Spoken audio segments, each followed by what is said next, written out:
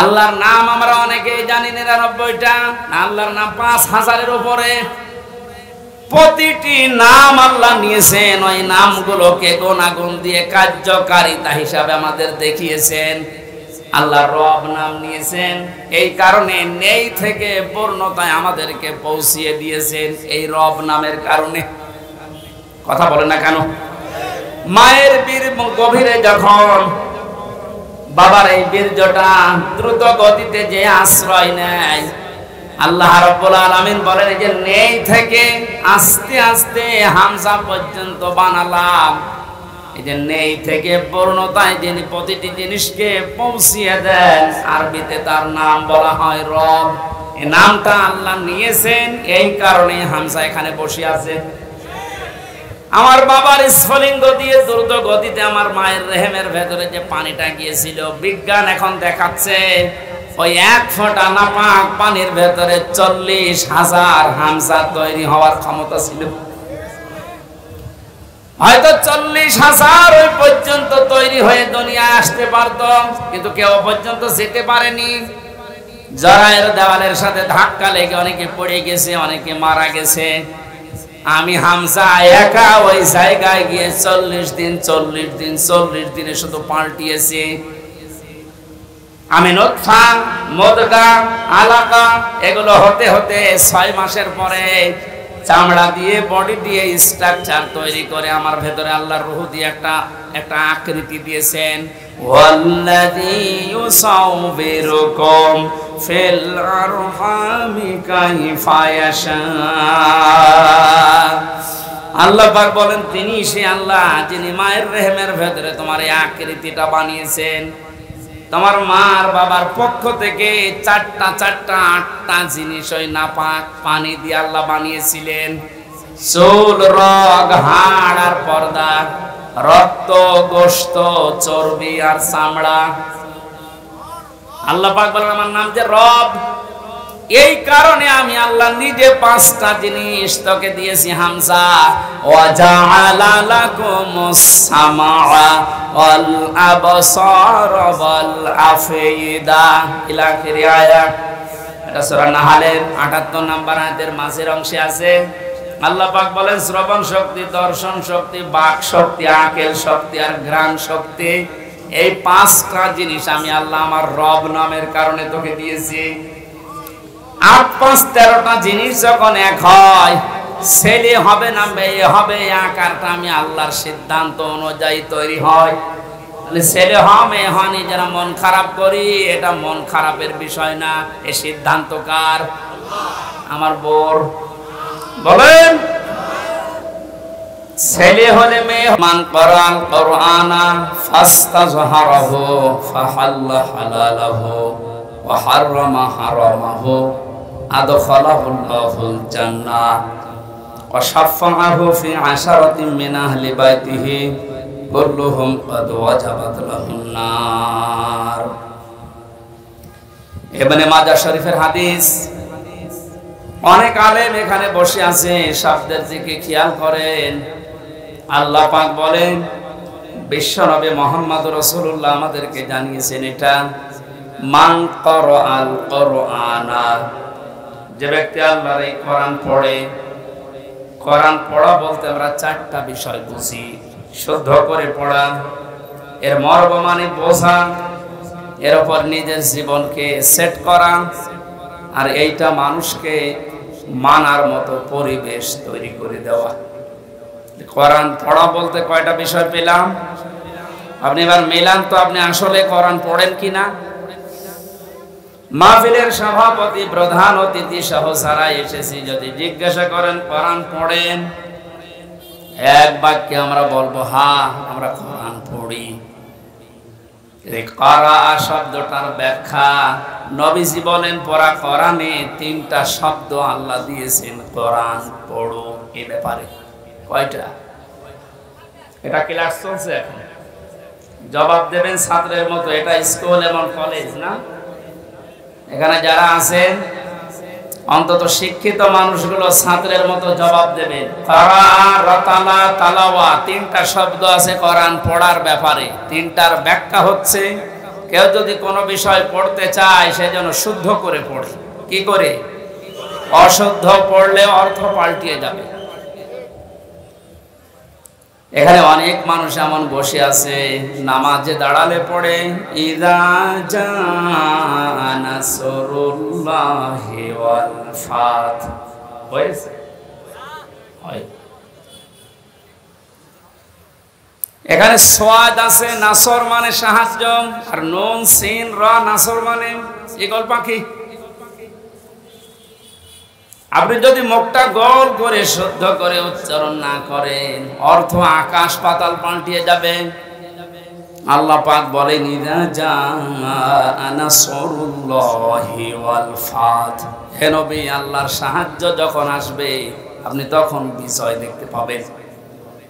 যদি মুখটা গোল না করে সিন দিয়ে উচ্চারণ করেন অর্থ হয়ে যাচ্ছে হে নবী যখন শকুন আসবে, ঈগল পাখি আসবে তখন আপনি বিজয় পাবেন। বুঝেছেন?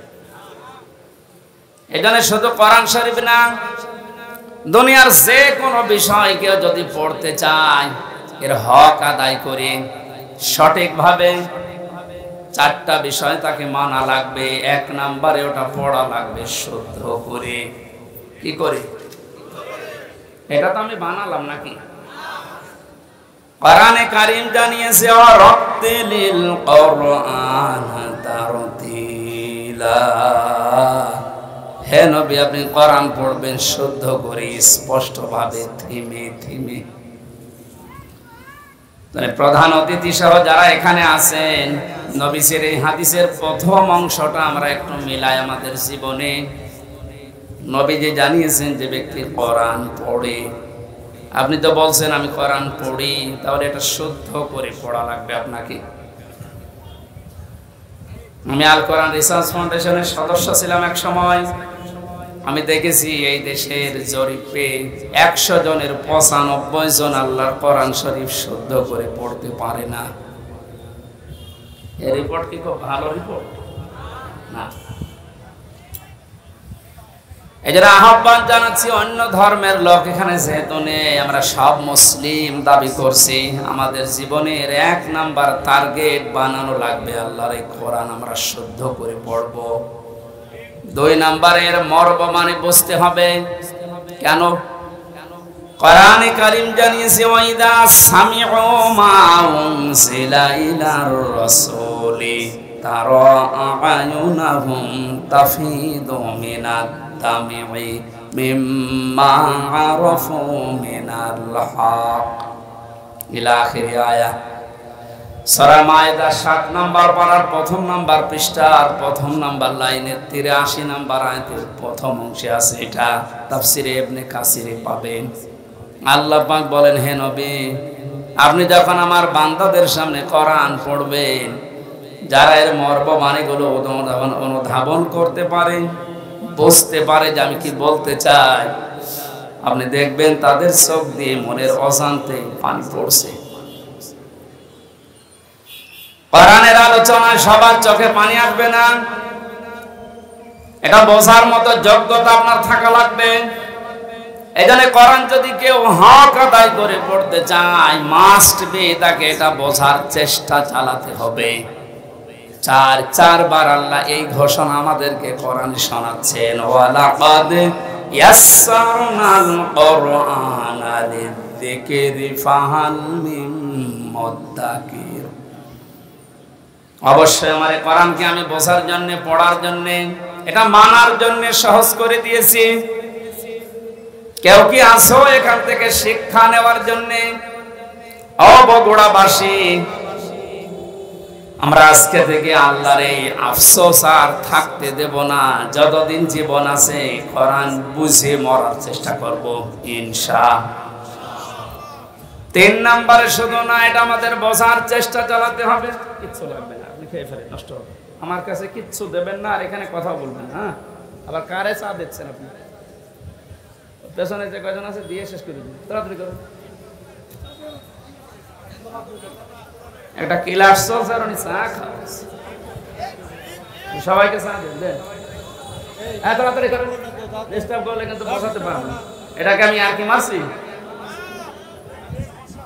ক্লাস চলে বিশ্ববিদ্যালয়ে, আমরা দেখি 40 থেকে 45 মিনিট। আমরা 1 ঘন্টা ক্লাস যদি নেই, 1 ঘন্টা ক্লাস নিলে কমপক্ষে 20 ঘন্টা পড়া লাগে।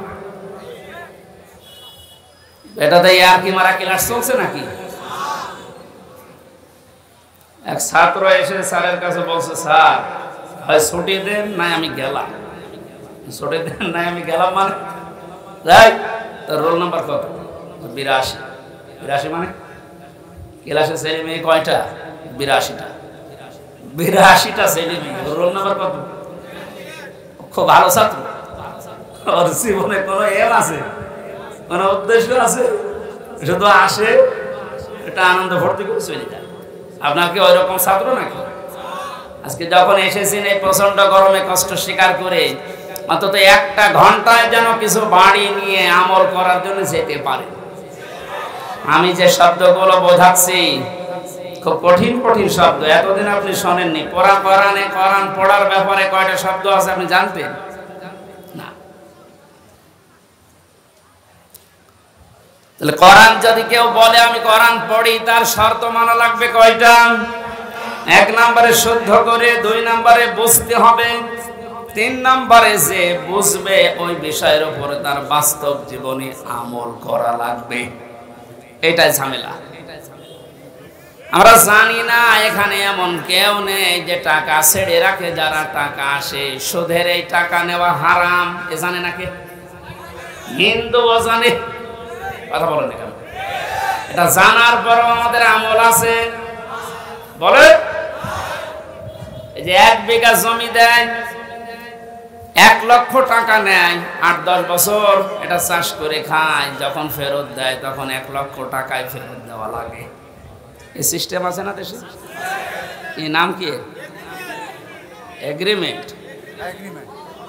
না না, এটা জায়েজ। জায়েজ আছে খাই খালাসিটা, যেটা আপনি 1 বিঘা জমি দেবেন, 10,000 টাকা নিয়ে নেবেন, ওই খেয়ে দিয়ে 100,000 টাকা ফেরত দেওয়া লাগবে। এই সিস্টেম আছে? আছে কিন্তু কম। এখন জানে যেটা লস হবে এটার ভেতরে আমি নেই। আরাম বেশি নাকি? ছোট্ট একটা কথা কয়েক সেকেন্ডের ভেতরে বলছি। ওমান আরাদা আন যিকরি ফাইন্না লাহু মাঈশাতান দনকা। কোরআনে কারীমের সূরা তাহার 124 নম্বর আয়াতের প্রথম অংশে আছে, আল্লাহ পাক বলেন, আমার নিয়ম নীতি বাদ দিয়ে, আমার কোরআনের বিধান বাদ দিয়ে যদি কেউ উপায় করে, টাকা পয়সা আসবে, চর্ম চোখে দেখবে, বহু কিছুর মালিক হচ্ছে, কিন্তু ওর জীবনের এই আয় উন্নতিতে আমি কোনো বরকত রাখবো না। তাফসীরে কাবীরের ভেতরে দঙ্কার ব্যাখ্যা লিখেছে 7টা। এখানে আলেম আছে না? দঙ্কার 1 না বেশি? ও, একটা জরিপ পেয়েছিলাম, এই দেশের 100 জনের 15 জন মানুষ শুধু মন থেকে চায় যে কোরআনে কারিমে দেশে ফাস্তাযহারাহু, এটা বিজয় হোক, আর বাকি 100 জনের 85 জন শুধু টানা মানায় আছে। দ্বিতীয় পয়েন্টটা হচ্ছে না। 3 নম্বরে কি ছিল? ফাআল্লা হালালাহু ওয়া হারামা হারামাহু। যে ব্যক্তি কোরআনকে যেই সমাজে, যেই দেশে কোরআন বিজয় নেই, ওখানে হালালকে হালাল জানার পরও আপনি মানতে পারবেন না। এই কথা বলছেন এখানে। হারামকে হারাম জানার পর আপনি ছেড়ে দিতে পারবেন না। নাকি এই জায়গাগুলো দেশে নেই?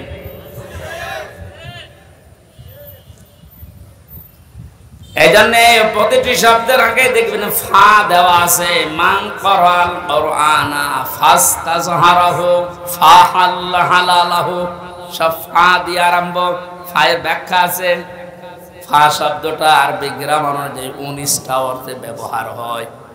এখানে যে ফা দিয়ে নবী যে বাক্যগুলো আরম্ভ করছেন, প্রতিটির পেছনে লুকিয়ে আছে আগেরটা যদি মানতে পারো পরের ফল দেখতে পাবে। তা আপনি কোরআন পড়ছেন কি করে আপনি নিজে এবার টের পান? 4টা শর্ত মিলছে না। কোরআনকে জাহার করার জন্য, বিজয় করার জন্য আপনার কোনো কার্যকারী ভূমিকা নেই। তাহলে হালালকে আপনি হালাল জেনে মানবেন কি করে? হারামকে হারাম জানার পরে ছেড়ে দেবেন কি করে? আদখালাহুল্লাহুল জান্নাত পরে, এর পরের শব্দে পেয়েছি ওয়াশাফাহু ফি আশারাতিন মিন আহলি বাইতিহি কুল্লুহুম ক্বাদ ওয়াজাবাত লাহুন নার। বিশ্বনবী বলেন, সত্যি যদি আল্লাহ রাব্বুল আলামিনের হারামকে হারাম জানার পরে তুমি ছেড়ে দিতে পারো, হালালকে হালাল জেনে আঁকড়িয়ে ধরতে পারো, আল্লাহ তোমাকে শুধু জান্নাতে দেবে না, তোমার সুপারিশে পরিবারের 10 জন মানুষকে জান্নাতে দিয়ে দেবে। যাদের উপরে জাহান্নাম অবধারিত হয়ে গিয়েছিল, তাহলে যে কোরআন শুনতে এসেছে আপনি বুঝলেন এর মর্যাদা কোথায়? আল্লাহ পাকে হাদিসটা আমাদের প্র্যাকটিক্যাল লাইফে সেট করার তৌফিক দেন, বলেন আমিন। দরুদ আর সালাম পড়ছে আমাদের নবী মুহাম্মদুর রাসূলুল্লাহ সাল্লাল্লাহু আলাইহি ওয়াসাল্লামের প্রতি। মহান আল্লাহ তার যে সমস্ত নাম আছে, এই নামগুলো দুনিয়াতে কয়েকটা নবীর নামের শেষে দিয়েছেন। তার ভেতরে আমাদের নবীকে আল্লাহ দিয়েছেন রাউফুর রহিম, খুলুকিন আযীম। ইব্রাহিম নবী আলাইহিস সালামকে ইসমাইল নবীকে দিয়েছিলেন গোলামিন হালিম, আমার সহনশীল বান্দা। ইসহাক নবীকে ডাক দিয়েছিলেন গোলামিন আলিম, আমার জ্ঞানী বান্দা। আর মুহাম্মদুর রাসূলুল্লাহকে দিয়েছেন খুলুকিন আযীম, আমার মহান বান্দা। এত বড় চরিত্র আমার নবী মুহাম্মদুর রাসূলুল্লাহকে আমি দিয়েছি, কিয়ামত পর্যন্ত মানুষ শুধু অনুসরণ করে যাবে, এর কুল কিনারা খুঁজে পাবে না, বলেন সুবহানাল্লাহ।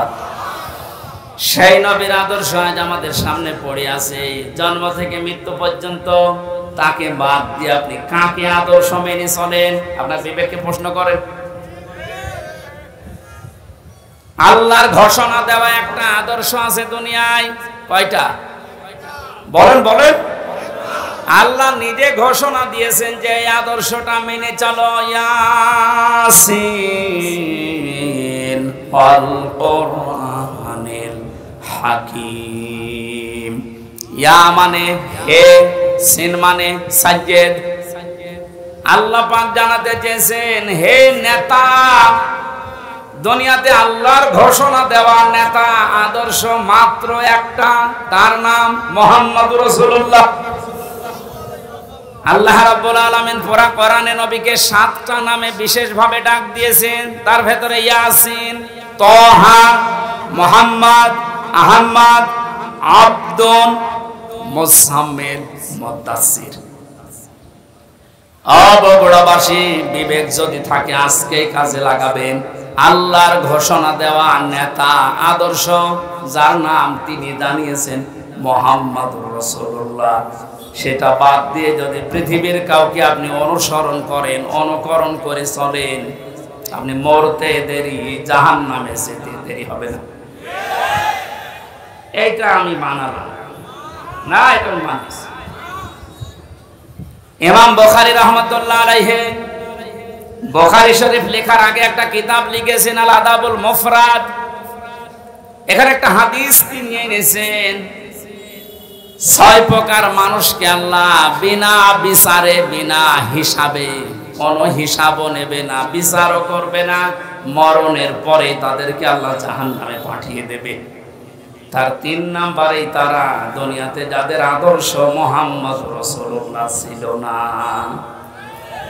এই হাদিসটা কোরআনের সূরা ইয়াসিনের ইয়াসিন, এদের ব্যাখ্যা তাফসীর পড়ার পরে আমার বড় ভয় হচ্ছে, এই পৃথিবীতে হাজারো মানুষ মুহাম্মদ রাসূলুল্লাহর আদর্শ না মানার কারণে জাহান্নামে যাচ্ছে। আল্লাহ তুমি আমাদেরকে বাঁচাও, বলেন আমিন। আমি এটা বলে আপনার ক্ষতি করে ফেললাম? হ্যাঁ, আপনি তো ধরা খাবেন, চোখ বন্ধ হওয়ার পরে আপনি এখনই ধরা খাবেন। নবীজির একটা কথা 100 ভাগের 1 ভাগও মিথ্যা নেই। যাদের আদর্শ এখনো ঠিক হয়নি, মুহাম্মদুর রাসূলুল্লাহ বাদ দিয়ে অন্য কাউকে যারা মেনে চলছেন, এখনই তওবা করে পরিবর্তন হবে, নয়তো আপনার কোনো হিসাব নেই, বিচার নেই, আপনি মরে গেলেই বিনা হিসাবে, বিনা বিচারে জাহান্নামী। আল্লাহ তুমি আমাকে সহ যারা আমরা এসেছি এটা বুঝে মানার তৌফিক এখনই দান করো। আরো জোরে বলেন। কোরআনে কারিমের ৬৬৬৬ আয়াতের মাত্র একটা আয়াত পড়েছি, সূরা তাওবা ১১৯ নাম্বার আয়াত। আমরা তেলাওয়াত কিন্তু আয়াত তাফসীর আকারে কথা বলবো ইনশাআল্লাহ, আল্লাহ যেন তৌফিক দেন। আউযু বিল্লাহি মিনাশ শাইতানির রাজীম। বিসমিল্লাহির রহমানির রহিম।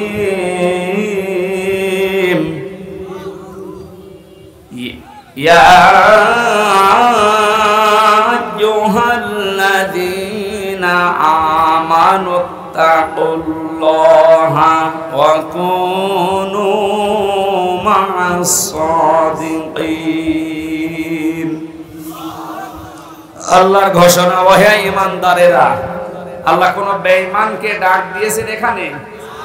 তাহলে যদি কোনো বেঈমান থাকেন আপনি চলে যান, কারণ এই আয়াত আপনার জন্য না, আপনার জন্য আলাদা আয়াত আছে। বেঈমানের জন্য আল্লাহর ডাক ছিল ইয়া আইয়ুহাল্লাযীনা কাফারু, হে কাফেরেরা, হে বেঈমানেরা।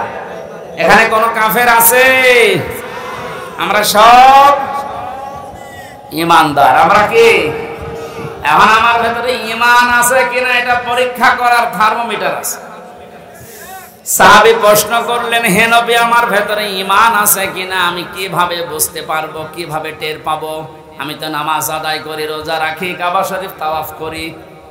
আল্লাহর নবী বলেন, যত দুইটা কাজ তোমার ভেতরে দেখতে পাও, ইযা সাররাতকা হাসানাতুকা ওয়া সাআতকা সাজ্জিয়াতুকা। যখন কোনো ভালো কাজ, সমাজ উন্নয়নমূলক কাজ, আল্লাহর পক্ষের, রাসূলের পক্ষের, দ্বীনের পক্ষের কোনো কাজ হয়, ওইটা দেখে যখন তোমার ভালো লাগে, আনন্দ লাগে, আর যখন তোমার অন্যায় কাজ দেখলে কষ্ট লাগে, তখন বুঝবে তোমার ঈমান আছে।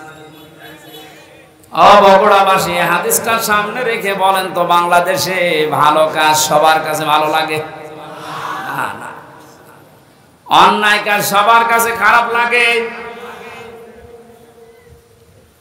আপনি নিজেই নিজেকে পরিমাপ করতে পারবেন আসলে আপনার ঈমান আছে কিনা। এখন যদি মনে করেন কি আমি শেরপুর মসজিদের সভাপতি, আমার ঈমান নেই, মানে আমি তো শেরপুরের সভাপতি, আর আবু সাহেব ছিল কাবা শরীফের সভাপতি, তার হিসাবে আপনার কোনো খবর আছে? শেরপুর বাংলাদেশে কয়জন চেনে? আর কাবা শরীফ সেই জায়গার সভাপতি হয়েও বেঈমান ও জাহান্নামে গেছে, আর আপনি শেরপুরের সভাপতি হয়ে বগল বাজাচ্ছেন যে আমার ঈমান নেই। মানে ভালো কাজ যার কাছে আনন্দ লাগে না, অন্যায় দেখলে যার কাছে কষ্ট লাগে না, সে যেই হোক ওটা বেঈমান। ঈমান আছে কিনা হামজারে জিজ্ঞাসা করা লাগবে, আপনি নিজে টের পাচ্ছেন। সুতরাং ঈমান যাদের আছে, হাদিস অনুযায়ী আল্লাহ পাক তাদেরকে ডাক দিলেন, হে ঈমানদারেরা। আমি আয়াতের তাফসীর পড়তে গিয়ে পেয়েছি 89 জায়গায় আল্লাহ পাক এই শব্দটা কোরআনে দিয়েছেন। আর যখনই ঈমানদারকে তিনি ডাক দেন, তখন তার কুদরতি হাত এভাবে উঁচা করে ডাকেন, ইয়া আইয়ুহাল্লাযীনা আমানু। জোরে বলেন আল্লাহু আকবার। 89 জায়গায় আল্লাহ ডাক দিয়েছেন, তার ভেতরে এইটা একটা, ইত্তাকুল্লাহ, আমি আল্লাহকে ভয় করো, কুনু মা'আস সাদিকিন, আর সত্যবাদী যারা তাদের সঙ্গে থাকো। এই আয়াতের নির্দেশ দুইটা। কয়টা? আল্লাহকে ভয় করো, সত্যবাদী যারা আছে তাদের সাথে থাকো। বোঝা হয়ে গেছে না? আল্লাহুম্মা আমিন। না মানে আপনি বলছেন বোঝা হয়ে গেছে। এবার আসেন তো এই দুইটা শব্দের ব্যাখ্যায় যাই। কোন আয়াত থেকে যদি কেউ তাফসীর শুনতে চায়, করতে চায়, তাফসীরে মাজহারি আল্লামা সানাউল্লাহ পানিপতি রাহমাতুল্লাহ আলাইহি লিখেছেন, কেউ যদি কোরআনে কারিমের কোন আয়াত থেকে কথা শুনতে চায়, কমপক্ষে 5টা বিষয় থেকে তাকে আগে কথা শোনা লাগবে। 1 নাম্বার শুদ্ধ তেলাওয়াত, যেটা করলাম। 2 নাম্বারে যেই ভাষায় কথা বলে ওই ভাষায়, মাতৃভাষায় অর্থ, এই যে শুনলাম। 3 নম্বরে ওই আয়াতের ঐতিহাসিক প্রেক্ষাপট, শানে নজুল যেটা বলা হয়, ব্যাকগ্রাউন্ড, এটা আমি বলবো এখন। 4 নম্বরে আয়াতের বাস্তব শিক্ষা দেওয়া লাগবে। ওই মান ধারণা বলে কি হয়েছে গুলো বাদ দে, এখন বাস্তবতা অনুযায়ী আয়াত আমাদেরকে কি দিতে চায় এই শিক্ষাগুলো জনগণের সামনে দেওয়া লাগবে। 5 নম্বরে আয়াত থেকে যে শিক্ষাগুলো পাবে ওইগুলো নিয়ে বাড়ি যে আমল করবে। আমরা 2টা করে ফেলেছি, শুদ্ধ তেলাওয়াত আর মাতৃভাষায় অর্থ। যেটা সূরা তাওবার আয়াত, কোন সূরা বলেন বলেন? 129টা আয়াত আছে, মাত্র একটা আয়াত পড়েছি, 119 নম্বর আয়াত। তাওবা শব্দের শাব্দিক অর্থ আমরা অনেকেই মনে করি তাওবা মানে আস্তাগফিরুল্লাহ রাব্বি মিন কুল্লি যামবি ওয়া আতুবু ইলাইহি, হয়ে গেল। তাওবা আর ইস্তেগফার এই 2টা কিন্তু এক না, এই 2টার শব্দ আলাদা, মাসদারও আলাদা। কথা বুঝতেছেন? তাওবা আর ইস্তেগফার, কেউ যদি ইস্তেগফার করতে চায় সব সময় আপনি করতে পারবেন, কিন্তু তাওবা আস্তাগফিরুল্লাহ আস্তাগফিরুল্লাহ আস্তাগফিরুল্লাহ বললেই তাওবা হয় না। তাওবা করার জন্য কমপক্ষে মানুষের জীবনে 3টা বিষয় মানা লাগে। ইস্তেগফার আর তাওবার ভেতরে পার্থক্য এই, কোন মানুষ যদি তাওবা করে ওর পেছনের অপরাধগুলো শুধু আল্লাহ মাফ করে দেয় না, ওই পুরা জায়গাটা আল্লাহ নেকি দিয়ে ভরাট করে দেন। এখানে যারা এসেছি আজকে আমরা শুধু ইস্তেগফার না, তাওবা করার মতো তাওবা করে বাড়ি যাব। পেছনের অপরাধগুলো শুধু যেন মাফ হয়ে না যায়, ওই জায়গাটা যেন আল্লাহ নেকি দিয়ে ভরাট করে দেয়, বলেন আমিন। 1 নম্বরে যদি তাওবা কেউ করতে চায় তাকে বলা লাগবে আল্লাহ আমি অপরাধী, আমি। এই স্বীকৃতিটা এই পৃথিবীতে মানুষ দিতে চায় না। দেখবেন এই দেশে হাতে নাতে ধরা পড়ার পর অস্বীকার করে না, না তদন্ত করা লাগবে। তদন্ত 7 দিন সময় দিয়েছে যাদেরকে, ওদেরকে মাল মশলা মেরে ওর মুখ বন্ধ করে দেয়। আপনি যদি সত্যি তাওবা করতে চান সে যে কোনো বিষয়ে, আপনাকে প্রথমে স্বীকৃতি দেওয়া লাগবে ওই অপরাধের জন্য, ওই গুনার জন্য স্বীকার করা লাগবে যে হ্যাঁ আমি এই কাজ করেছি, আমি অপরাধী। এখন প্রশ্ন হচ্ছে আপনি স্বীকার করবেন কার কাছে? না না, আপনি শুনছেন না। অপরাধ করেছেন যার কাছে, স্বীকার করবেন তার কাছে। আপনি বিনা কারণে আমার মুখের উপর একটা থাপ্পড় দিলেন আর কাবা শরীফের গিলাফ ধরে বলছেন আস্তাগফিরুল্লাহ, হে আল্লাহ আমারে মাফ করে দাও, কিয়ামতের আগে মাফ পাবেন না। কারণ আপনি তো আল্লাহর গালে থাপ্পড় দেননি, দিয়েছেন আমার গালে। আগে আমার কাছে স্বীকার করেন যে হামজা ভুল হয়ে গেছে। হ্যাঁ, স্বীকার করার সময় আবার অনুশোচনা লাগবে, অনুতপ্ত হওয়া লাগবে।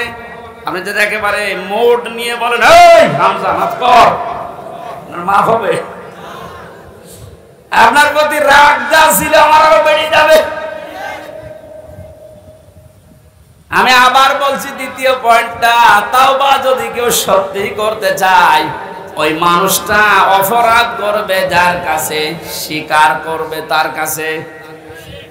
আপনি অপরাধ যদি আপনার স্ত্রীর কাছে করে থাকেন অবশ্যই স্বীকার করবেন স্ত্রীর কাছে, এটা কোনো দোষের কিছু না। স্ত্রীর কাছে দোষ করেছে আর শ্বশুরের কাছে বলছে শ্বশুর আমারে মাফ করে দেন, হবে না। বিনা কারণে আপনি আমাকে পুলিশের হাতে তুলে দিলেন, আমি কিছুই জানি না ওই বিষয়ে, আর আপনি মাফ চাচ্ছেন মসজিদে নামাজ পড়ে, কিয়ামতের আগে মাফ পাবেন না।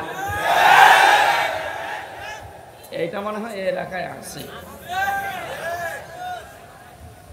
আমার ভাইরা এই জন্য তাওবা, বিভিন্ন পীরের দরবারে গেলেই বলে তাওবা করো আস্তাগফিরুল্লাহ, এটা তোর বাক্য। শর্ত আপনাকে মানা লাগবে, স্বীকৃতি দেওয়া লাগবে যে আল্লাহ আমি অপরাধী, অপরাধ করেছেন যার কাছে, স্বীকার করবেন তার কাছে। 2 নম্বরে অনুতপ্ত হয়ে অনুশোচনা নিয়ে। 3 নম্বরে জীবনে এই কাজ আমি আর কোনোদিন করব না, জীবনের মতো ফিরে আসলাম। এই 3টা শর্ত যদি কেউ মেনে নিতে পারে আল্লাহ পাক বলেন ওর পেছনের অপরাধ শুধু মাফ হবে না, ফাউলাইকা ইউবাদদিলুল্লাহু সাইয়্যাতিহিম হাসানাত। ওর পেছনের পুরা অপরাধ আল্লাহ মাফ করে দিয়ে পুরা জায়গাটা নেকি দিয়ে পাল্টিয়ে দেবেন। বলেন সুবহানাল্লাহ। সূরা তাওবা থেকে যখন কথা শুনছি, আল্লাহ এই তওবা যেন আমাদের নসিব করেন। এবার আমরা ব্যাখ্যায় যাচ্ছি। আল্লাহ পাক ঈমানদারকে ডাক দিয়ে তাকে ভয় করার জন্য আহ্বান জানিয়েছেন, আদেশ দিচ্ছেন। এখন ভয় কি? জন্মের পর থেকে শব্দটা আমিও শুনছি যে আল্লাহকে ভয় করো, আল্লাহকে ভয় করো। কি এটা? কি তাকওয়ার যে ব্যাখ্যাগুলো আমরা বলি, আধুনিক ব্যাখ্যা হচ্ছে যে যেই বিষয়ে কাজে আছে ওই বিষয়ের জ্ঞান অর্জন করে প্রশিক্ষণ নিয়ে ওই কাজ আঞ্জাম দেওয়ার নাম হচ্ছে তাকওয়া। আমি আবার বলছি, যে সেই কর্মজীবনে আছেন, যে যে জায়গাটা দখল করে আছেন, ওই বিষয়ের উপরে জ্ঞান অর্জন করে দক্ষতা প্রশিক্ষণ নিয়ে ওই কাজে আঞ্জাম দেওয়ার নাম হচ্ছে তাকওয়া। না হয়নি? আমি আবার বলছি, তাকওয়া মানে শুধু আমার মতো জুব্বা গায়ে দিয়ে বড় পাগড়ি গলায় নিয়ে হাতে তসবিহ নিয়ে শুধু সুবহানাল্লাহ সুবহানাল্লাহ বলা না। তাকওয়া মানে যে যেখানে আছেন ওই জায়গায় ওই জায়গার জ্ঞান অর্জন করে দক্ষতা প্রশিক্ষণ নিয়ে দক্ষতা অর্জন করে ওই কাজ আঞ্জাম দেওয়ার নাম তাকওয়া। এটা যদি আজ বাংলাদেশে থাকতো আমরা অনেক উপরে চলে যেতাম। অধিকাংশ মানুষকে এমন দায়িত্ব পালন করতে দেখা যায় ও বিষয়ে কোনোদিনের পড়াশোনা নেই, দক্ষতা নেই, প্রশিক্ষণ নেই, আন্দাজে ওই কাজে হাত দিয়ে তার 12টা বাজায় আরো বেশি। নিচে নামা লাগবে? ঠিক আছে। তাকওয়ার দ্বিতীয় ব্যাখ্যা হচ্ছে আল্লাহর নিষিদ্ধ কাজগুলো জানার পরে শুধু ছেড়ে দেওয়া না, ঘৃণা করে ছেড়ে দেওয়ার নাম তাকওয়া। কথা বুঝতেছে? আল্লাহ আমাদেরকে তাকওয়া অর্জন করার মাধ্যমে 9টা উপকার করতে চেয়েছেন। দুনিয়া থেকে যদি তাকওয়াবান হতে পারে, তাকওয়া মানে কি শুধু বাগায় দেওয়া, শুধু জিকির করা? যেখানে যেই কাজে আপনি হাত দিয়েছেন, হ্যাঁ আপনি লেবার, কোনো অসুবিধা নেই, আপনি গাড়ি সারেন মনে করেন, গাড়ির মিস্ত্রি, ওই বিষয়ের উপরে লেখাপড়া করে ওই বিষয়ে প্রশিক্ষণ নিয়ে দক্ষতা অর্জন করে ওই কাজকে সুচারুরূপে আঞ্জাম দেওয়ার নাম কি? আরো জোরে বলেন। আর চাইনার দিকে তাকান, দিন দিন উন্নতি এমনি করছে, এইটা থাকার কারণে। ওরা যে যে বিষয়ের উপরে দক্ষতা অর্জন করে লেখাপড়া, আমি জেলে যখন ছিলাম 3টা বছর, কয়েকজন চাইনিজ আমার সাথে ছিল। ওরা কি টাকা পয়সার ঝামেলার কারণে ধরা পড়েছিল, দিয়েছে আমার পাশের রুমে। ভাষা তো বুঝতাম না, কিন্তু কর্মদক্ষতা, ওদের যে কাজ কারবার ভেতরে এত বুদ্ধি, জীবনে কোনোদিন কল্পনাও আসে নাই যে এই পানির বোতল দিয়ে এই কাজ করা যায়। তো ছাতা ওইটা করে দেখাচ্ছে। তো এই বিষয়ের উপরে লেখাপড়া আছে, কর্মদক্ষতা আছে এবং প্রশিক্ষণ নিয়েছে, এই জন্য দিন দিন ওরা উপরে উঠতেছে। আজ আমরা ওদের মতো যদি তাকওয়াটা বুঝতাম আর বাস্তবে কাজে লাগাতাম, আমার মনে হয় যে ষড়যন্ত্র কয়েকদিন আগে প্রধানমন্ত্রী শেখ হাসিনা যে আশঙ্কা করেছে বাংলাদেশ নিয়ে, পার্বত্য চট্টগ্রামের কয়েকটা জেলা, মায়ানমারের কিছু অংশ আর ইন্ডিয়ার কিছু অংশ নিয়ে সাদা চামড়ার যারা আছে তারা কিন্তু গোপন আন্দোলন চালাচ্ছে। এটা একটা স্বাধীন খ্রিস্টান রাষ্ট্র ঘোষণা দেবে। প্রধানমন্ত্রী 14 দলের সাথে গোপন বৈঠক করে যে কয়েকটা কথা শেষের দিকে জানিয়েছে, তার ভেতরে এটা একটা। ওনার এই আশঙ্কা যদি সত্যি হয়, আপনি চর্মচোখে দেখবেন এদের ভাগ হয়ে সুদানের মতো, দক্ষিণ সুদান, পূর্ব তৈমুরের মতো খ্রিস্টান একটা স্বাধীন রাষ্ট্র এই এলাকায় চলছে। এটা খুব ভালো সংবাদ নাকি? আমাদের কর্মদক্ষতা, তাকওয়ার এই ব্যাখ্যা যেটা আধুনিক ভাবে করা দরকার, এটা আমাদের করা দরকার। আল্লাহ আমাদেরকে ওই পর্যায়ে যাওয়ার তৌফিক দেন, বলেন আমিন। যে যে বিষয়ে আপনার ছেলেটা, আপনার মেয়েটা যে বিষয়ে অভিজ্ঞতা ছোটকাল থেকে দেখবেন, যেদিকে মন আছে, ওই বিষয়ে আপনি তাকে তুলে দিন। সবাইকে আলেম হওয়া লাগবে, সবাইকে ইঞ্জিনিয়ার হওয়া লাগবে না। যে যে বিষয়ের দিকে যেতে চায়, ধাবিত হতে চায়, ভালোবাসে, ওই বিষয়ে যেন জ্ঞান অর্জন করার জন্য রাস্তা পায়, তাকে ব্যবস্থা করে দেন। ও কর্মদক্ষতা অর্জন করে ও প্রশিক্ষণ নিয়ে ওই কাজকে সুচারুরূপে আঞ্জাম দিতে থাকলে দুনিয়া এবং আখেরাত দুইটাই আমাদের জন্য সফল হবে ইনশাআল্লাহ। আমি যে 9টা উপকারের কথা বলতে চাচ্ছিলাম, যেহেতু আর 10 যা কারেন্ট চলে গেল, আমি তো মনে করছিলাম এখনো 10 মিনিট থাকবে। জেনারেটর আছে? এই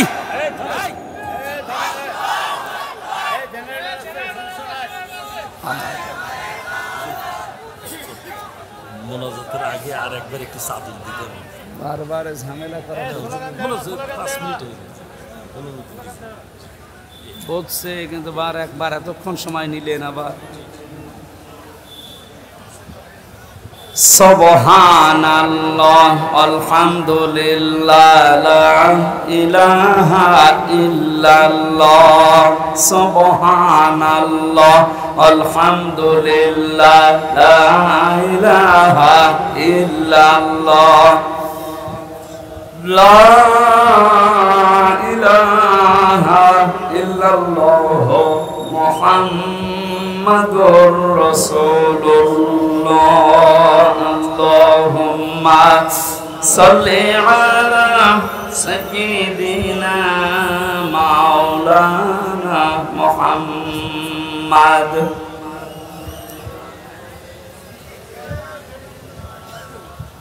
হাবিবানা মুহাম্মাদ। আমার ভাইরা, 9টা উপকারের ঘোষণা দিয়েছেন আল্লাহ। দুনিয়াতে কেউ যদি তাকওয়া অর্জন করতে পারে, 1 নম্বরে ওই লোকটা যদি বিপদে পড়ে, মহান আল্লাহ এমন জায়গা থেকে তাকে সাহায্য পাঠায় যার কল্পনা কোনোদিন তার হৃদয়ে আসে নাই। জোরে বলুন সুবহানাল্লাহ। এটা আজ দেখতে আমাদের বহু বাকি। এটা যারা দেখতে পেয়েছিলেন তাদের ঈমান আমি দেখেছি, এই মানুষগুলোর ঈমান পাথরের চাইতেও শক্ত ছিল। সত্যিই যারা তাকওয়া অর্জন করতে পেরেছে দুনিয়াতে, ওই মানুষগুলোর কাছে দুনিয়া আল্লাহ এমন তুচ্ছ বানিয়ে দিয়েছে, তামাম দুনিয়াটা একটা ডিমের চাইতেও তাদের কাছে কম দামি মনে হতো। আমরা আসলে তাকওয়া অর্জন করে আল্লাহর এই 9টা যে উপকারের কথা, সাহায্যের কথা, এটা পাচ্ছি না, কারণ আমাদের তাকওয়া নেই। তোমরা সত্যবাদী যারা, সত্যপন্থী যারা, তাদের সঙ্গে থাকবে। সত্যবাদী কারা? এই দেশে একটা ভুল ধারণা চালু আছে, কিছু কিছু দৃশ্য দেখলে আমরা মনে করি এগুলো সত্যপন্থী, এগুলোই হক্কান, এগুলোই হক্কানি। অনেকে নিজেকে দাবিও করছে যে আমরা হক্কানি দরবারের লোক। কোরআনে কারিমে সূরা তাওবার 119 নম্বর আয়াতের শেষের অংশের ব্যাখ্যা আল্লাহ দুনিয়ায় কারো কাছে ছেড়ে দেয়নি যে 2 বেলা জিকির করলে সেই লোকটা সত্যবাদী, 5 ওয়াক্ত নামাজ পড়লে সেই লোকটা সত্যবাদী, বছরে একবার হজ করে আসলে সেই লোকটা সত্যবাদী না। আল্লাহ পাক বলেন সত্যবাদী হওয়ার জন্য 10টা গুণ দুনিয়াতে তোর ভেতরে থাকা লাগবে। কয়টা? আরো জোরে বলেন। বগুড়াবাসী, আপনি এখন থেকে আমি সহ প্রত্যেকেই মিলাবো আল্লাহর বর্ণনা অনুযায়ী 10টা গুণ আমার ভেতরে আছে কিনা।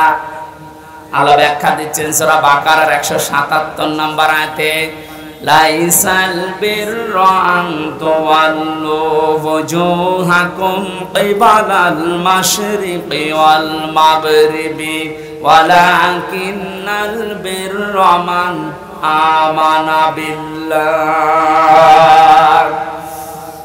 আল্লাহ পাক বলেন শুধু পূর্ব দিকে, পশ্চিম দিকে মুখ ঘুরিয়ে সিজদা দিলেই নেকি না। আসল নেকির কাজ হচ্ছে আল্লাহর প্রতি ঈমান আনা। কার প্রতি? প্রশ্ন আসতে পারে, হুজুর আমার ঈমান আছে, আমি আল্লাহকে বিশ্বাস করি না। কেউ যদি আল্লাহকে বিশ্বাস করিয়ে কথা বলতে চায়, কমপক্ষে 4টা বিষয় দুনিয়াতে তার ভেতরে পাওয়া যাবে। আপনি এবার মিলান তো আপনার ভেতরে আছে কিনা। ওই যে কায়দায় পড়িয়েছিল হুজুররা ছোটবেলায়, মাওলানা কায়দায় পড়িয়েছে আমাদেরকে আমানতু বিল্লাহি কামা হুয়া বিআসমাইহি ওয়া সিফাতিহি ওয়া ক্বাবিলতু জামিআ আহকামিহি ওয়া আরকানি। পড়াননি? উনি বলতে চেয়েছে আমানতু বিল্লাহ, যারা বলে আল্লাহ আমি তোমাকে বিশ্বাস করি, প্রথমে আপনাকে স্বীকার করাচ্ছেন কামা হুয়া, আমি এমন আল্লাহকে বিশ্বাস করি যার অস্তিত্ব আছে। কি আছে? পৃথিবীর অন্যান্য ধর্মের লোকদের সাথে আমাদের মিল নেই, এই কারণে আমরা এমন আল্লাহকে বিশ্বাস করি যার অস্তিত্ব আছে, যার নাম আছে বিআসমাইহি, শুধু নাম না, তার নামের গুণাগুণ আছে, কার্যকারিতা আছে। আল্লাহর নাম আমরা অনেকেই জানি 99টা, আল্লাহর নাম 5000-এর উপরে। প্রতিটি নাম আল্লাহ নিয়েছেন, ওই নামগুলোকে গুণাগুণ দিয়ে কার্যকারিতা হিসাবে আমাদের দেখিয়েছেন। আল্লাহ রব নাম নিয়েছেন, এই কারণে নেই থেকে পূর্ণতায় আমাদেরকে পৌঁছিয়ে দিয়েছেন এই রব নামের কারণে। কথা বলে না কেন? মায়ের বীর গভীরে যখন বাবার এই বীর্যটা দ্রুত গতিতে যে আশ্রয় নেয়, আল্লাহ রাব্বুল আলামিন বলেন যে নেই থেকে আস্তে আস্তে হামজা পর্যন্ত বানালাম। এই যে নেই থেকে পূর্ণতায় যিনি প্রতিটি জিনিসকে পৌঁছিয়ে দেন, আরবিতে তার নাম বলা হয় রব। এই নামটা আল্লাহ নিয়েছেন, এই কারণে হামজা এখানে বসে আছে। আমার বাবার স্ফলিঙ্গ দিয়ে দ্রুত গতিতে আমার মায়ের রেহেমের ভেতরে যে পানিটা গিয়েছিল, বিজ্ঞান এখন দেখাচ্ছে ওই 1 ফোঁটা নাপাক পানির ভেতরে 40,000 হামজা তৈরি হওয়ার ক্ষমতা ছিল। হয়তো 40,000 ওই পর্যন্ত তৈরি হয়ে দুনিয়ায় আসতে পারত, কিন্তু কেউ পর্যন্ত যেতে পারেনি। জরায়ের দেওয়ালের সাথে ধাক্কা লেগে অনেকে পড়ে গেছে, অনেকে মারা গেছে। আমি হামজা একা ওই জায়গায় গিয়ে 40 দিনে শুধু পাল্টিয়েছি। আমি নতফা, মুদগা, আলাকা এগুলো হতে হতে 6 মাসের পরে চামড়া দিয়ে, বডি দিয়ে স্ট্রাকচার তৈরি করে আমার ভেতরে আল্লাহর রূহ দিয়ে একটা আকৃতি দিয়েছেন। ওয়াল্লাযী ইউসাউবিরুকুম ফিল আরহামি কাইফা ইয়াশা। আল্লাহ পাক বলেন তিনি সে আল্লাহ যিনি মায়ের রেহেমের ভেতরে তোমার এই আকৃতিটা বানিয়েছেন। তোমার মার বাবার পক্ষ থেকে 8টা জিনিস ওই নাপাক পানি দিয়ে আল্লাহ বানিয়েছিলেন। চুল, রগ, হাড় আর পর্দা, রক্ত, গোশত, চর্বি আর চামড়া। আল্লাহ পাক বলেন আমার নাম যে রব, এই কারণে আমি আল্লাহ নিজে 5টা জিনিস তোকে দিয়েছি হামজা। ওয়া জাআলা লাকুমুস সামাআ ওয়াল আবসার ওয়াল আফইদা ইলা আখিরি আয়াত। এটা সূরা নাহলের 78 নম্বর আয়াতের মাঝের অংশে আছে। আল্লাহ পাক বলেন শ্রবণ শক্তি, দর্শন শক্তি, বাক শক্তি, আকেল শক্তি আর ঘ্রাণ শক্তি, এই 5টা জিনিস আমি আল্লাহ আমার রব নামের কারণে তোকে দিয়েছি। 8 5 13টা জিনিস যখন এক হয়, ছেলে হবে না মেয়ে হবে, আকারটা আমি আল্লাহর সিদ্ধান্ত অনুযায়ী তৈরি হয়।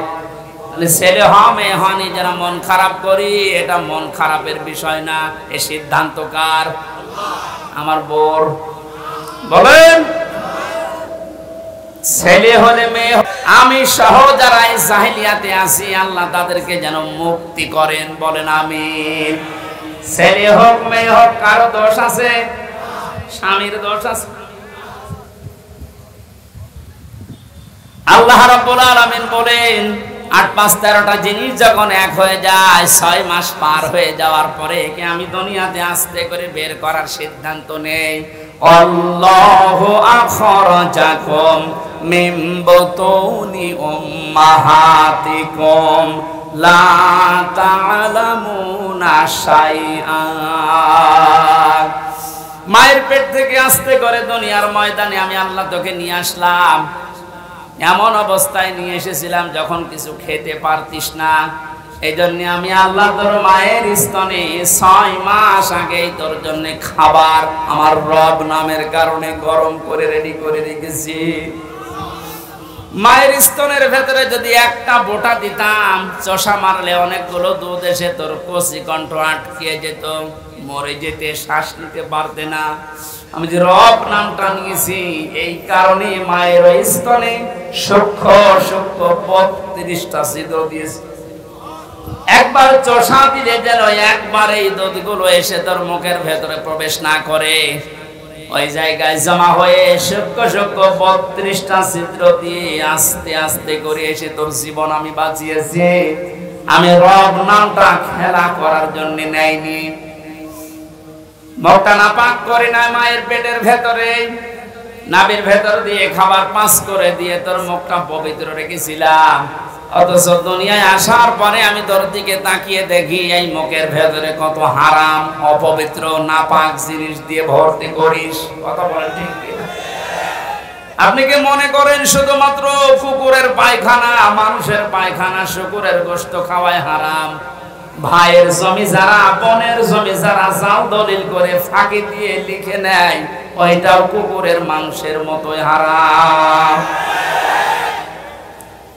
যারা মেয়ের জমি ফাঁকি দিয়ে ছেলেকে লিখে দিয়েছেন, আপনি বিশ্বাস করতে পারেন জাহান্নামের টিকিট আপনার একটা বুক করা হয়ে গেছে। শরীক ফাঁকি দেওয়া মানুষ বগুড়ায় নেই, এই কথা বলুন। যারা শরীক ফাঁকি দিয়েছেন আপনার ইবাদত কবুল বন্ধ হয়ে গেছে, আগে ওইগুলো ফেরত দেবেন। আজকেই বাড়ি দিয়ে বোনের সম্পদ আগে ফেরত দেবেন, তারপর আপনি নামাজ পড়া আরম্ভ করবেন। এখন যদি বলেন ও সাদা তো ফেরতও দিতে পারি না, নামাজও কবুল হয় না, নামাজই পড়বো না। আপনি নামাজ না পড়লে আল্লাহর ক্ষমতা হারিয়ে যাবে। বলেন, নিজের কপালে নিজে আপনি আঘাত করছেন, নিজের পায়ে নিজে কোড়াল মারছেন, এই সময়টা আর দুনিয়ায় ফেরত পাবেন না।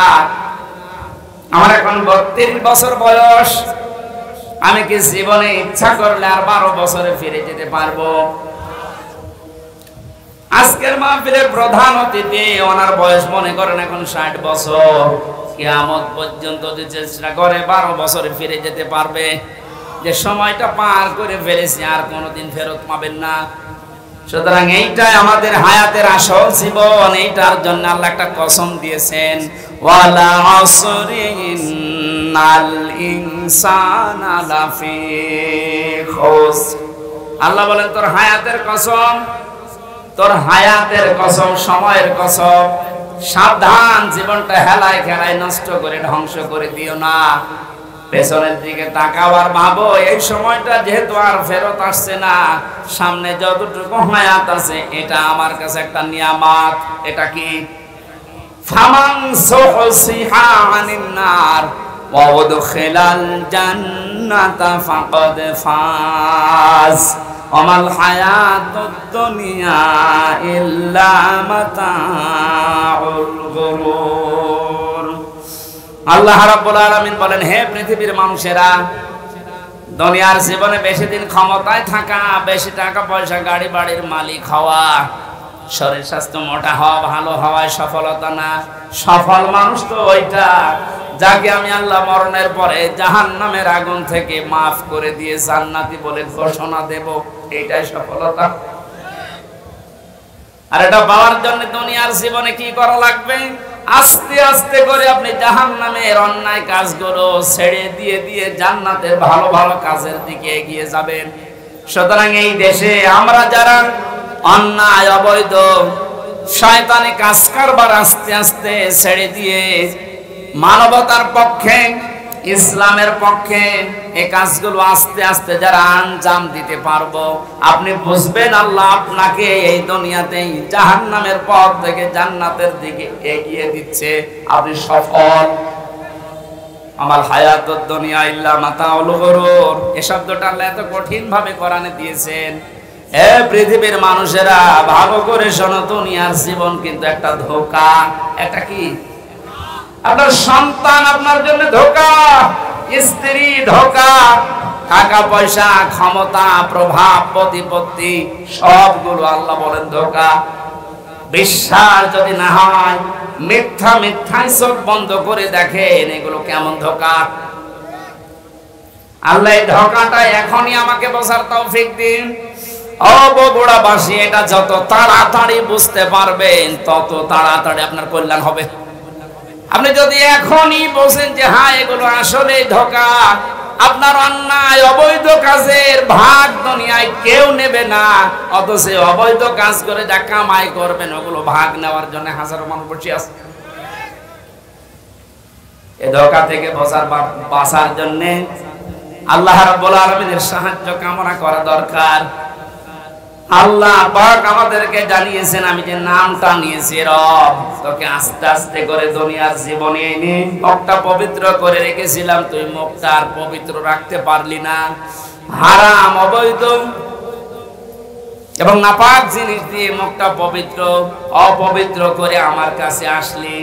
আমি তো শুধু নাম নিয়ে শেষ করে দেইনি, নামের কার্যকারিতা গুণাগুণ আমি আল্লাহ ওগুলো বাস্তবে বহন করি। আমি রাজ্জাক নাম নিয়েছি, শুধু নিয়েই শেষ করে দেইনি। রাজ্জাক নামের কারণে পৃথিবীর যত সৃষ্টি আছে সবাইকে আমি আল্লাহ রিজিক দেই। জোরে বলেন সুবহানাল্লাহ। রিজকের দায়িত্ব কার? আরো জোরে বলেন। জাহান্নাম থেকে বাঁচার দায়িত্ব কার? যেইটার দায়িত্ব আল্লাহ আমাদেরকে দিয়েছেন ওইটার বিষয়ে আমরা বেখবর হয়ে আছি, বেহুশ হয়ে আছি।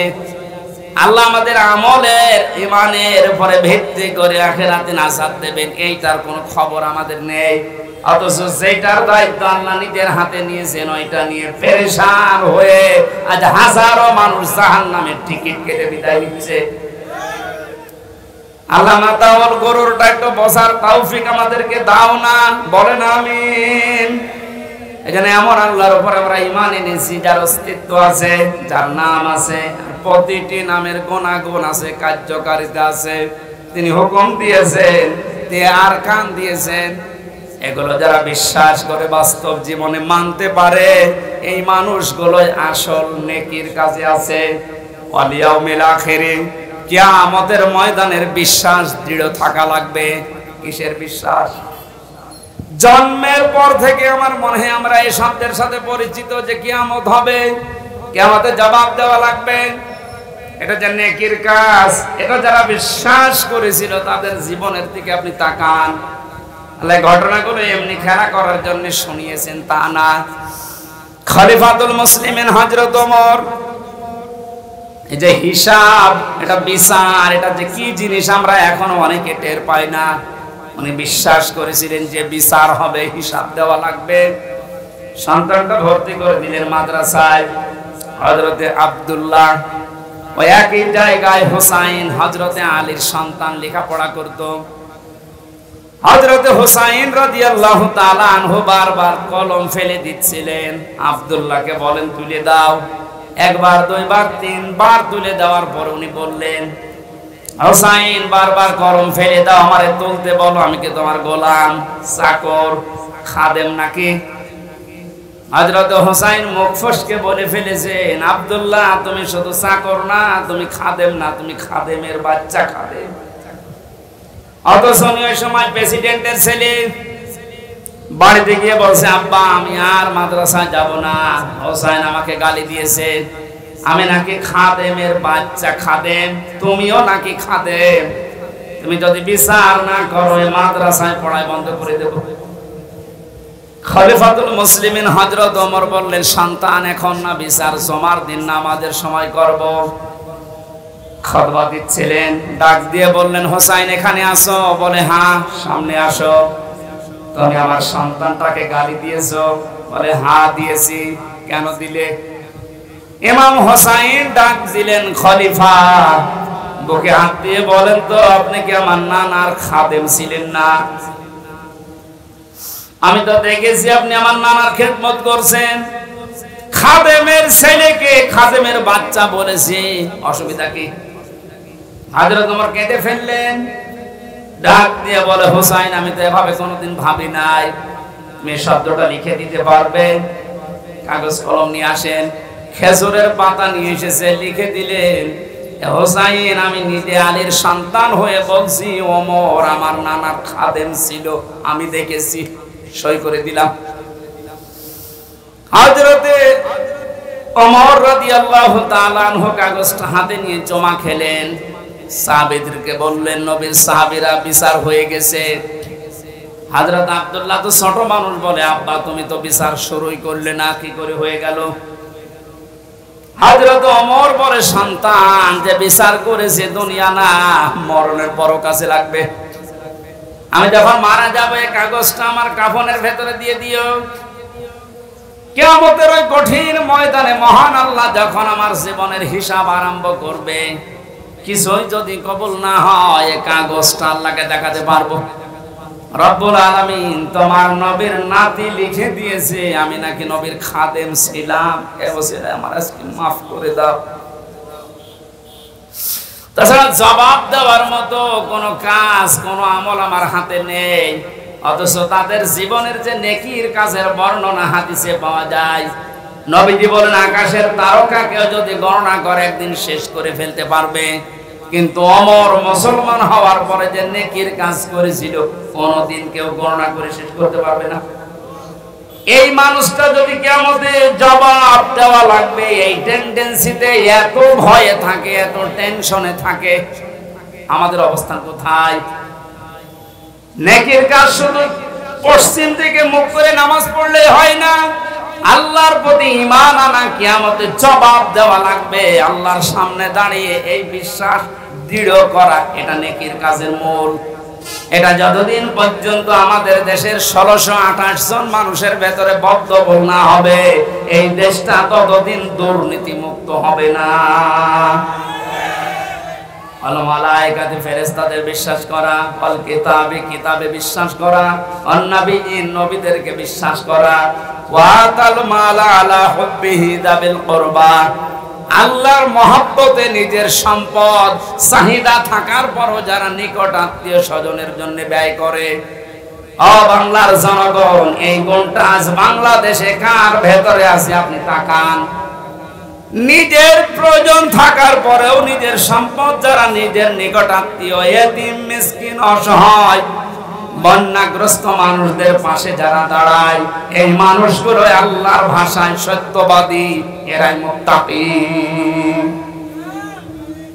মুত্তাকি সত্যবাদী খোঁজার জন্য আমেরিকায় যাওয়া, সৌদি আরবে যাওয়া দরকার নেই। এই 10টা গুণ যে বলছি একটা একটা করে আপনি মিলান। দুনিয়ায় যারা নামাজ কায়েম করার জন্য চেষ্টা চালায়, সম্পদ থাকলে যারা যাকাত দিয়ে দেয়, যারা ধৈর্য ধারণ করে বিপদ আপদে মুসিবতে, দুনিয়ায় কোনো বিষয় যদি একবার ওয়াদা দিয়ে ফেলে জীবন চলে গেলেও তারা ওয়াদা রক্ষা করে। উলাইকাল্লাযীনা সাদাকু ওয়া উলাইকা হুমুল মুত্তাকুন। কোরআনে কারীমের সূরা বাকারার 177 নম্বর আয়াতের শেষে আল্লাহ জানিয়েছেন এরাই ঈমানের দাবিতে সত্যবাদী, আর এরাই হচ্ছে আমি আল্লাহর নিকটে মুত্তাকি। জোরে বলেন সুবহানাল্লাহ। আল্লাহ কোরআনের এই আয়াতগুলো আমাদের জীবনে সেট করার তৌফিক দিন, বলেন আমিন। মাহফিলটা মাদ্রাসার উদ্যোগে, ওনাদের টাকা পয়সা কালেকশন হয়নি, যারা টাকা পয়সা এনেছিলেন দিতে পারেননি, এটা দয়া করে দিয়ে যান। ওনারা ঋণী হয়ে গেলে মাহফিল আর হবে না। এখানে ভলান্টিয়ারদের উনি ডাকতেছেন, যদি ভলান্টিয়ার থাকে, আমার আসলে গলায় তো পারছে না, ভাইকে দায়িত্ব দিলাম, একটু বলেন তো ভাই। সম্মানিত হাজিরিন, আপনারা জানেন ব্যয়বহুল একটা মাহফিল হচ্ছে আমাদের আমির হামজা ভাই, অত্যন্ত গুরুত্বপূর্ণ আলোচনা। আপনাকে বসেন, এর মোনাজাত হবে ভাই। আমাদের ভলান্টিয়ার ভাইরা কাপড় নিয়ে যাচ্ছে, আপনারা বলছেন যাওয়ার সময় 10 টাকা করে দিয়ে দেবেন ইনশাআল্লাহ। যদি না দেন আগামীকাল সমস্যা হয়ে যাবে। এই জন্য অনুরোধ করতে উঠবেন না, মোনাজাতের আগে ভাই দোয়া করে দেবেন। আপনি যে যা পারেন ইনশাআল্লাহ দিয়ে যাবেন। আর ভাইয়ের হাতে অনেকে দিতে চেয়েছেন, যদি দেন ইনশাআল্লাহ ভাই দোয়া করে দেবেন। মানুষ আপনাদের জন্য দোয়া করবে। সম্মানিত ভাইরা, এখানে যারা বিশেষ অতিথির দায়িত্বে আছেন অনেকের নাম আমি দেখতে পাচ্ছি। আপনারা কি টাকা পয়সা দেননি নাকি? খালি নামটা। রব্বুল আলামিন বগুড়া জেলার শেরপুর গাড়িদহ এই মাদ্রাসা উদ্যোগে মাহফিলের দিকে তুমি তাকাও। হাজার হাজার বান্দা বান্দি আমরা, রাত 12টা বেজে যাচ্ছে, গভীর রজনী পর্যন্ত কোরআনে কারিমের কথা যারা চাতক পাখির মতো শুনেছে, এই মানুষগুলোকে এর উপরে আমল করার তৌফিক তুমি ভিক্ষা দাও। এই মাহফিলের আয়োজন করতে গিয়ে যারা শ্রম দিল, আল্লাহ এদের শ্রমকে কবুল করো। সওয়াবগুলো তুমি মুহাম্মদ রাসূলুল্লাহ রওজায় পৌঁছিয়ে দাও। দুনিয়ার মাটির নিচে যারাই ঘুমিয়ে আছে, আমরা এদের মতো কিছুদিন পরে অসহায় হয়ে যাব আল্লাহ। আমরা তাদের জন্য মোনাজাতে দোয়া করছি, আগামী প্রজন্ম যারা আসবে তারা যেন আমাদের জন্য এভাবে দোয়া করে, রব্বির হামহুমা কামা রব্বায়ানি সাগীরা। আল্লাহ তাআলা মা হারিয়ে বাবা হারিয়ে যে মানুষগুলো হাত তুলেছে, তুমি তাদের মুখের দিকে কাকুতি মিনতির দিকে তাকাও। নবীজি মাঝে মাঝে মায়ের কবরের পাশে যে কাঁদতেন, সাহাবীরা বলে হুজুর আপনি কাঁদেন কেন? বিশ্ব নবী বলেন, সাহাবীরা আমার মায়ের ওই ছোটবেলার আদরের কথা আমার মনে পড়ে গেছে। রব্বুল আলামিন মাহফিলের প্রধান অতিথি অ্যাডভোকেট গোলাম ফারুক তার মা বাবাকে হারিয়েছে। সন্তানের ওসিলায় নাকি তুমি মা বাবাকে মাফ করে দাও। তার হাতের দিকে তার চোখের দিকে তাকিয়ে তার মা বাবাকে তুমি কবরে জান্নাত দিয়ে দাও। মাহফিলের সম্মানিত সভাপতি আমার আরাফাতের ভাই, আল্লাহ তাআলা তোমার হাজী বান্দা তার মা বাবার জন্য দোয়া করছে, তুমি তাকে মাফ করো। মাহফিলের আয়োজন করতে গিয়ে যত মানুষ শ্রম দিয়েছে, যে বাড়িতে এসে বসেছিলাম এই বাড়িওয়ালা সহ, এদেরকে যে মা পেটে নিয়েছে মায়ের পেট খাদিজার মতো বানিয়ে দাও। প্রশাসনের যে ভাইগুলো সাহায্য সহযোগিতা করেছে মাহফিলের জন্য, তাদের কবুল করো, মঞ্জুর করো। মা বোনদেরকে পর্দায় থাকার তৌফিক দাও, রোগ শোক থেকে বাঁচাও এবং ওরা জেলার উপরে তোমার খাস রহমত নাযিল করো আল্লাহ রাব্বুল আলামিন। আমি সহ অনেকে অসুস্থ আছি, আমাদেরকে শেফায়ে কামেলা জেলা নসিব করো আল্লাহ। এবং ওরা শেরপুরে আসলেন, শ্রদ্ধাভাজন বড় ভাই মাওলানা আব্দুল্লাহ আলামিনের কথা মনে হয়, আল্লাহ তোমার গোলামকে দিনের দায়ী হিসাবে মঞ্জুর করে নাও। মাওলানা রেজাউল করিম ফারুকী, আব্দুল বারী রশিদি ভাই সহ এ মাহফিল যার মাধ্যমে এসেছে, আল্লাহ তাআলা ফরিদুল হক ভাই সহ যত আলেম এখানে এসেছে, আলেমদেরকে আলেম হিসাবে কবুল করে নাও। আল্লাহ তাআলা ওয়াহিদুল ইসলাম সহ যত মানুষ আমিন আমিন করছে, জীবনের চাহিদা সেগুলো পূর্ণ করে দাও। বাকি জীবন ইসলাম ইমানের উপরে টিকে থাকার তৌফিক দাও। দেশটা নিয়ে যে ষড়যন্ত্র চলছে আল্লাহ তুমি বাঁচাও রব্বুল আলামিন। দেশের দায়িত্বে যারা আছে সততার সাথে পালন করার তৌফিক দাও। সাদিকিন হওয়ার জন্য যে 10টা গুণ তুমি কোরআনে দিয়েছো, আমি সহ প্রত্যেককে এখন থেকে মেনে চলার আমল করার সুযোগ দাও। বারাকাল্লাহু লানা ওয়া লাকুম ফিল কোরআনিল আযীম। কখন কার মরণ আসে জানি না, যখনই মরণ আসবে যেন বলি লা ইলাহা ইল্লাল্লাহু মুহাম্মাদুর রাসূলুল্লাহ। সালাম।